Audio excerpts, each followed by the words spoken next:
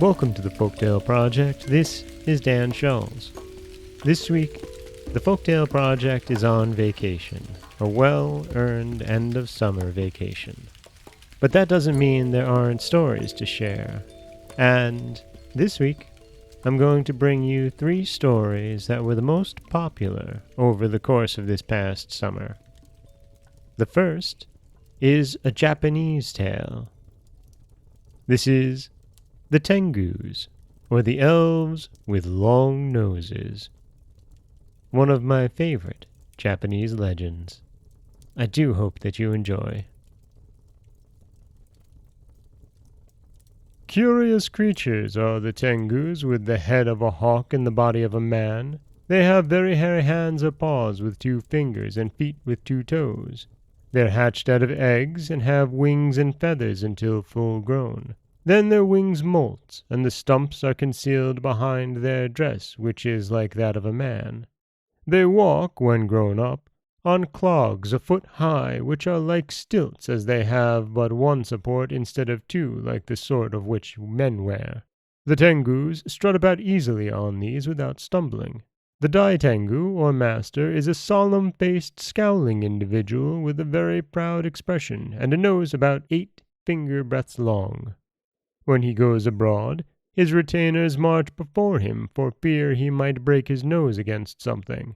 He wears a long grey beard down to his girdle, and moustaches to his chin. In his left hand he carries a large fan made of 7 wide feathers. This is a sign of his rank.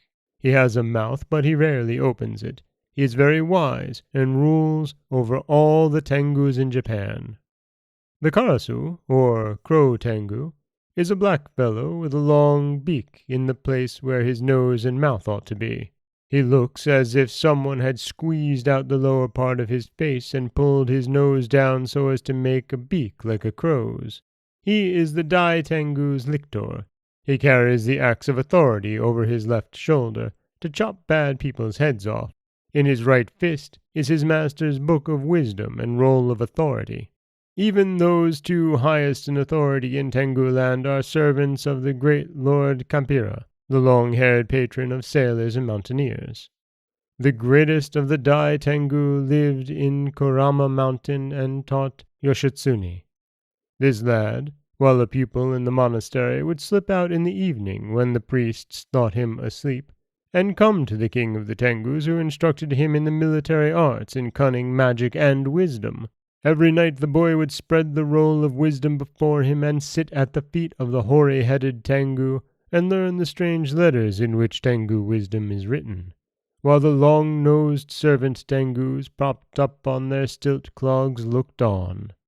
The boy was not afraid, but quickly learned the knowledge which birds, beasts, and fishes have, how to understand their language and to fly, swim, and leap like them.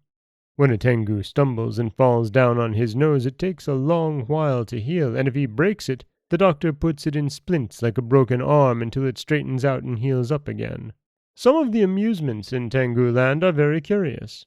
A pair of young Tengus will fence with their noses as if they were foils. Their faces are well protected by masks, for if one Tengu should poke his nose into the other's eye, he might put it out, and a blind Tengu could not walk about, because he would be knocking his nose against everything.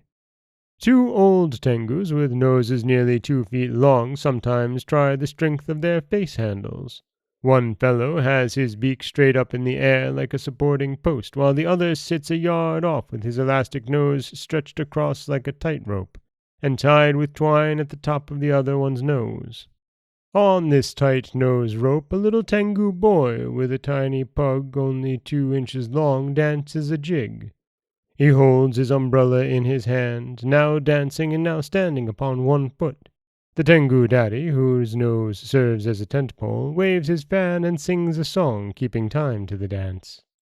There is another Tengu who sometimes quarrels with his wife, and when angry boxes her ears with his nose. A lady Tengu, who is inclined to be literary and sentimental, writes poetry. When the mood seizes her, she ties the pen to her nose, dips it in ink, and writes a poem on the wall. A Tengu painter makes a long-handled brush to whitewash the ceiling by strapping it to his nose. Sometimes the little tengus get fighting, and then the feathers fly as they tear each other with their little claws, which have talons on them shaped like a chicken's, but which, when fully grown, look like hands. All the big tengus are fond of trying the strength of their noses and how far they can bend them up and down without breaking. They have two favorite games of which they sometimes give exhibitions. The player has long strings of iron cash, that is, 100 of the little iron coins with a square hole in the center. Several of these he slides on a rope like buttons on a string or counters on a wire. Then he lifts them off with the tip of his nose. Sometimes his nose bends so much under the weight that the coins slip off. Whichever tengu can pick off the greater number of strings without letting any slip wins the game and is called Ohana, the king of noses. Another balances hoops and poles on his nose and throws balls through the hoops, or he poises a saucer of water on the tip of his nose without spilling a drop. Another fellow hangs a bell from the ceiling, then, with a handkerchief tied loosely round his head, he pulls his nose back like a snapping turtle's beak and then suddenly lets go. His nose then strikes the bell and rings it. It hurts very much, but he does not mind it. The tengus have one great fault. They love liquor too much. They often get drunk. They buy great casks of rice wine, sling them around their necks, and drink out of long cups shaped like their faces, using the nose for a handle.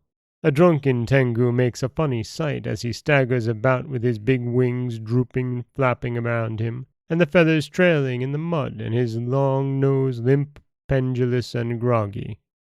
When the master of the tengus wishes to see the flowers, which means to go on a picnic, he punishes his drunken servant by swinging the box of eatables over the fellow's red nose. Putting the end over his shoulders, he compels the sot to come along. It sobers the fellow, for the weight on his nose and pulling on it hurts dreadfully and often makes him squeal.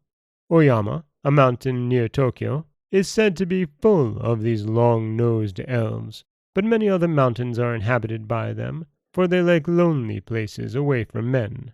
Dancers often put on masks like the tengu's face and dance a curious dance which they call the tengu's quadrille. The tengu are very proud fellows, and think themselves above human beings. They are afraid of brave men, however, and never dare to hurt them. They scare children, especially bad boys. They watch a boy telling lies and catch him. Then the tengus pull out his tongue by the roots and run away with it. When a tengu walks, he folds his arms, throws back his head till his nose is far up in the air, and struts around as if he were a daimyo. When a man becomes vain and carries his nose too high, the people say, "He has become a tengu." And that is the tengus, or the elves with long noses. And they're not really elves, but I do love this description of all the tengu.